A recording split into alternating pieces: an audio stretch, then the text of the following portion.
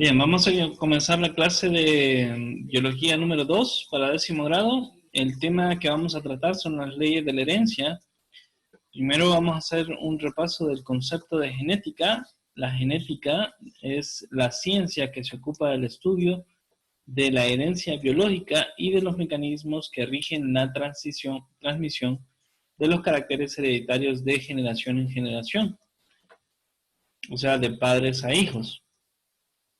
Primero vamos a hablar acerca de algunas teorías de cómo se explicaba el mecanismo del origen y la transmisión genética de padres a hijos.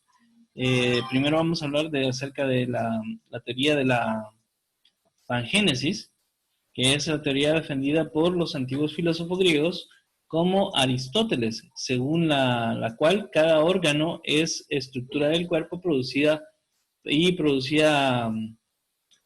cada estructura del cuerpo producía pequeños sedimentos llamados gémulas, que por vía sanguínea llegaban a los gametos. El individuo se formaría gracias a la fusión de las gémulas de las células. O sea que, según los griegos, cada uno de los órganos, cuando se estaba en proceso de gestación del feto, cada uno de los órganos le enviaba por medio de la sangre pequeños restos de ellos mismos para que el feto se formara a partir de eso. Tenemos otra tendencia que era el preformismo, que dice que el desarrollo de un embrión no es más que el crecimiento de un organismo que estaba ya preformado, o sea, homúnculo, la palabra homúnculo significa falso humano. A principios del siglo XIX, los partidarios del preformacionismo se dividían en dos grandes grupos: aquellos que defendían que el animal preformado se encontraba en el esperma, que eran los espermistas, y aquellos que citaban que en el óvulo sin fecundar, o sea, en el ovismo. Esta teoría defendía la teoría de que, la idea de que los organismos ya estaban preformados y que estaban preformados ya sea en el espermatozoide o en el óvulo de los organismos. Y simplemente, pues, cuando se daba la combinación de ambos, pues, se formaba un organismo, pero que ya estaban dictadas la forma que iban a tener y las características. En parte tiene un poco de razón, porque sí es cierto de que la información de cómo va a ser el individuo ya está incluida dentro del espermatozoide y dentro del óvulo. Lo único es que ellos pues tomaron puntos de vista de que el esperma era el que tenía el organismo preformado, y otros, los que pensaban que el esperma era el que tenía el organismo preformado, consideraban que el óvulo solamente era una cápsula que se encargaba de venir y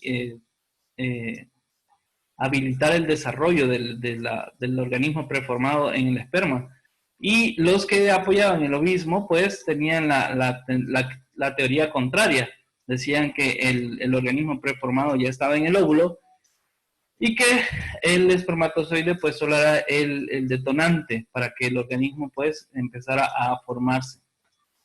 Luego tenemos la teoría de epigenetismo, según la cual el organismo no está preformado en el código, en el cigoto, perdón, sino que se desarrolla como resultado de un proceso de diferenciación a partir de un origen material relativamente homogéneo. Luego tenemos la teoría de la hipótesis de Darwin, que retoma la primera teoría propuesta por los filósofos griegos. De esta forma, las gémulas portarían información para formar los diferentes tejidos y órganos del individuo.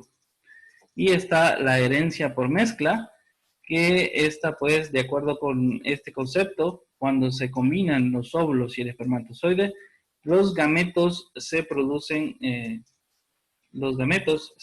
una mezcla de dos tintas de diferentes colores. A base de esta hipótesis, podría predecirse que la progenie de un animal negro y de un animal blanco sería gris, y que su progenie también lo sería, pues el material hereditario blanco y negro, una vez mezclados, nunca debían separarse de nuevo. Gran parte de lo que es cómo se transfiere la información genética, tal y como lo conocemos en la actualidad, pues está algo relacionado con lo que la idea que tenían en tiempo atrás.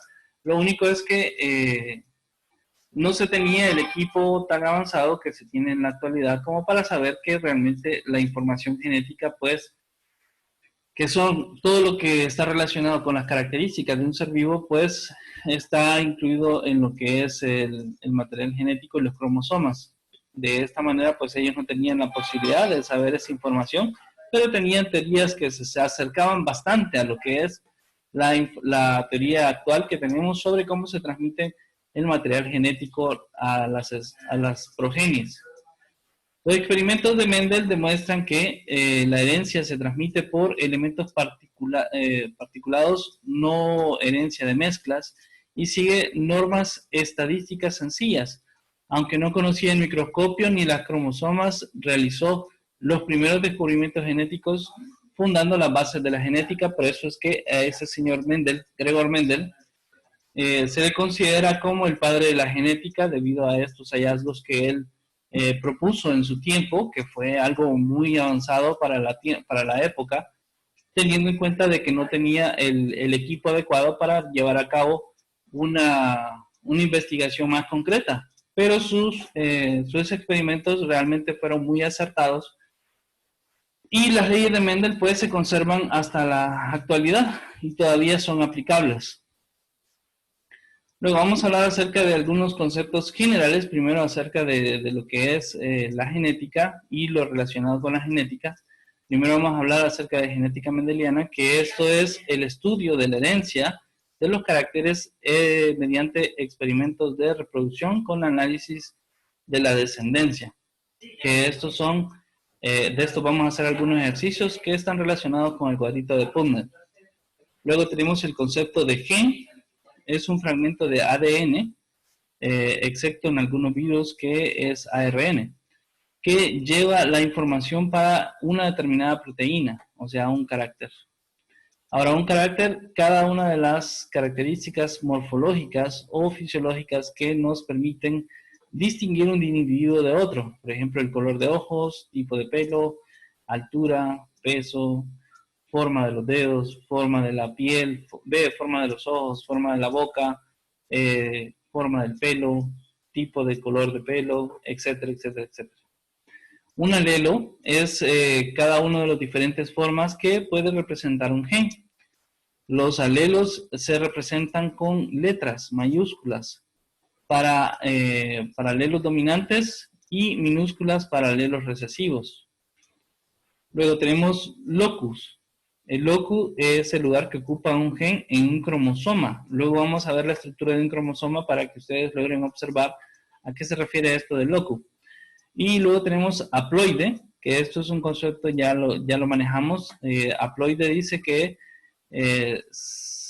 ser que solo posee una copia de su información genética, o sea, un solo juego de cromosomas, y por tanto, para cada carácter solo posee un gen. En el caso de los organismos diploides, son seres que poseen dos juegos de cromosomas, por tanto, para cada carácter posee dos informaciones o alelos. Estos pueden ser iguales o distintos. Esto se refiere a los organismos como el caso del ser humano, y la mayor parte de los organismos que se reproducen de forma sexual poseen dos pares tienen dos juegos un par de cromosomas idénticos, que estos pues poseen alelos iguales. Nada más que en el caso de los alelos pueden ser iguales o distintos.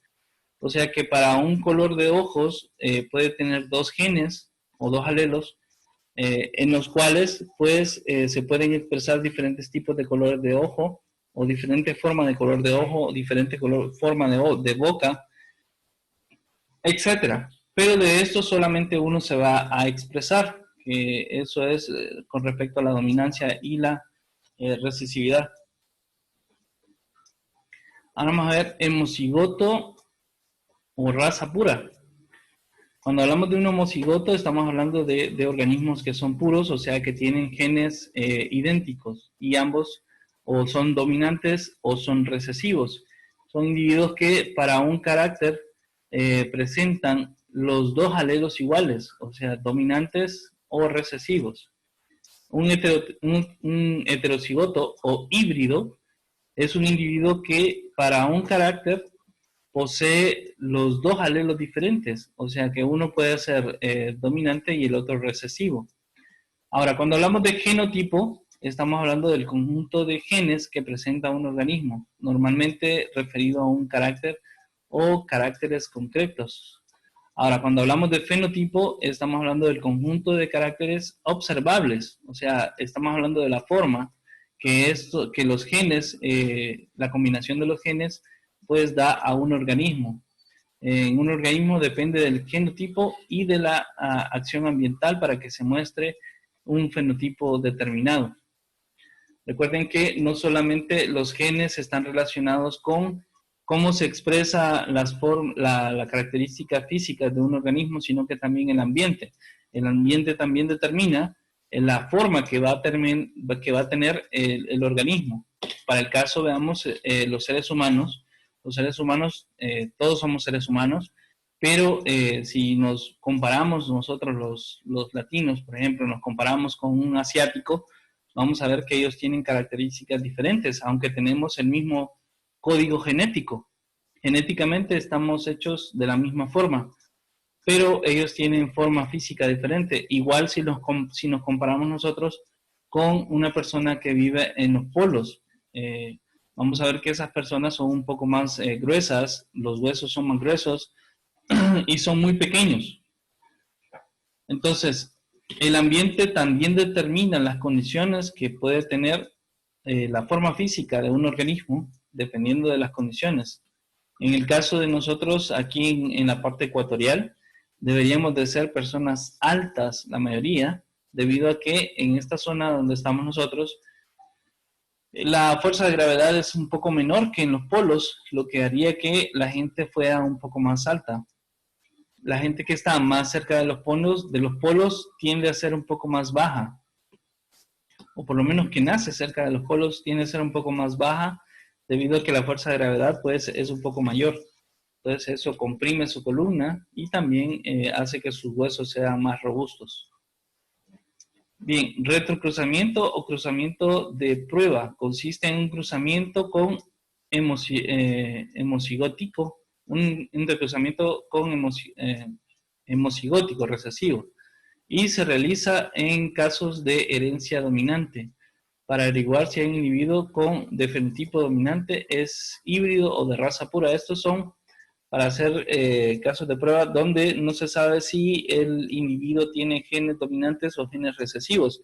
Entonces lo que se hace es que se cruza con un organismo mezclado para ver si se expresan otros tipos de genes que no se ven a simple vista. Eso de los alelos letales, esto es bien importante. En el caso de los seres humanos poseemos bastantes alelos letales, pero que se han ido quedando en nuestro material genético y se han vuelto recesivos. Son aquellos alelos que poseen una información deficiente para un carácter tan importante que sin él el organismo muere, pero puede que el individuo no llegue a nacer. Pero en todo caso muere antes de alcanzar la edad reproductiva. Los alelos letales suelen ser recesivos. Si fueran dominantes, desaparecerían nada más sin surgir. Al surgir, por lo que solo se manifiestan en homocigotos. En ese caso, los alelos letales siempre están presentes en la mayor parte de los seres humanos, pero estos, como se vuelven recesivos, realmente no se expresan.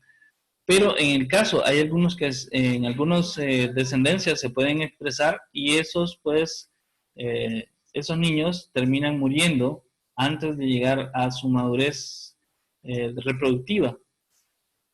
Y en algunos casos, pues, simplemente se van transmitiendo de generación en generación, cuando no se expresan, cuando siguen siendo recesivos. Cuando se mezclan dos personas que tienen los mismos alelos recesivos, existe una gran posibilidad de que presenten lo que son los alelos letales. Por eso es que hay algunas personas que cuando se van a casar, antes de casarse o antes de pensar en tener hijos, se hacen un estudio genético para identificar cuáles son sus alelos letales y si coinciden con los de su pareja. De esa manera, pues, evitan que su progenie presente lo que son los alelos letales, ya que eso ocasionaría pues que el embrión muera, ya sea antes de nacer o a poca edad. Cuando hablamos de monohibridismo, son individuos heterocigotos para un solo carácter. Estamos hablando de que son monohibridados, eso se le llama monohibridación. Estamos hablando de organismos que tienen alelos diferentes, posiblemente un recesivo y un dominante. Cuando hablamos de dihibridismo, son individuos heterocigotos para dos caracteres. Polihibridismo son aquellos que son heterocigotos para varios caracteres. Recuerden que en el caso de los genes determinan varias características, entonces puede ser que estemos hablando solamente de color de ojos. Si estamos hablando de ojos, por ejemplo, puede ser que tengan la misma forma, pero diferente color. Entonces ahí estamos hablando de un caso de monohibridismo. Ahora, si estamos hablando de dihibridismo, siguiendo el mismo caso de los ojos, puede ser que tengan ojos de diferente color y de diferente tamaño. Estamos hablando de dos características para un alelo, para dos características para un mismo alelo. Ahora, y ya cuando hablamos de polihibridismo, ya nos estamos refiriendo a varios caracteres diferentes. Ahora, de una serie alélica, son los distintos tipos de alelos de un mismo gen. Cuando un carácter está controlado por dos genes, no está controlado por dos genes, sino por más, hablando de series alélicas. Luego vamos a ver un poquito de ejemplos de esto. Ahora, carácter cualitativo es aquel que presenta dos alternativas claras, normales, albinas, liso, rugoso. Vamos a verlo más adelante también. Y carácter cuantitativo, dice, es aquel que tiene diferentes graduaciones entre dos valores extremos. Por ejemplo, la estatura. Este carácter depende de la acción acumulada de muchos genes. Ahora vamos a pasar a lo que es las leyes de Mendel. Primero vamos a hablar un poquito acerca de Mendel. Gregor Johann Mendel nació en Heissendorf, Austria, en 1822 y murió en 1884. Es un británico austriaco, cursó estudios de secundaria en Leipzig y se ordenó como sacerdote en el convento de Agustino de Santo Tomás, donde se convirtió en el padre Gregor. La importancia de sus experimentos no fue reconocida ni por la sociedad ni por la comunidad caoteña, o sea, se refiere a la comunidad religiosa, perdón. Realizó estudios, dice, en un jardín de 7 metros de ancho y 35 metros de largo. Cultivó alrededor de 27,000 plantas de 34 variedades distintas. Examinó 12,000 descendientes y obtenidos de cruzamientos dirigidos a conservar unas 300,000 semillas. Realmente, este señor tenía mucho tiempo libre, ¿verdad? Bien, el éxito de los cruzamientos de Mendel se debe en parte al material con el que trabajó, que eran esta especie, que es el Physacium sativum, que es barato, fácil de manipular y puede autofecundarse. Y con tasas de reproducción elevadas, o sea que es fácil de cultivar. Y con el método empleado, tratamientos matemáticos de los resultados, algo innovador en su época. Y aquí vemos una foto del jardín de este señor de Gregor Mendel. Bien, tuvo gran acierto, dice, en la elección de la planta, para cultivar y hacer sus experimentos. También era económica, con gran número de descendientes y puede autofecundarse, permite la fecundación cruzada artificial. Además, planteó una hipótesis concreta. Cada carácter se hereda individualmente. Seleccionó caracteres cualitativos fácilmente diferenciables. Centró la experimentación en un solo carácter o dos y utilizó enfoques cuantitativos. Pudo analizar los resultados matemáticamente gracias a esta información, a la estrategia que él utilizó.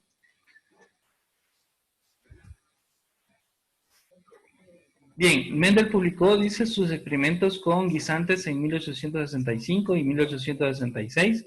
Los primeros motivos por los que Mendel eligió el guisante, Physarum sativum, como material de trabajo fueron los siguientes. Dice, los guisantes eran baratos y fáciles de obtener en el mercado.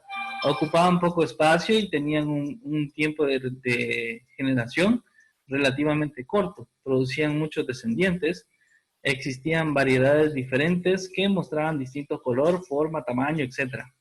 Por tanto, presentaban variabilidad genética. Es una especie autógama, se autopoliniza, de manera que el polen de las anteras de una flor cae sobre el estigma de la misma flor, que lo vamos a ver un poquito más adelante. Era fácil realizar cruzamientos entre distintas variedades a voluntad. Es posible evitar y prevenir la autopolinización castrando las flores de una planta, eliminando las anteras. Y aquí tenemos la flor. Eso es a lo que se refería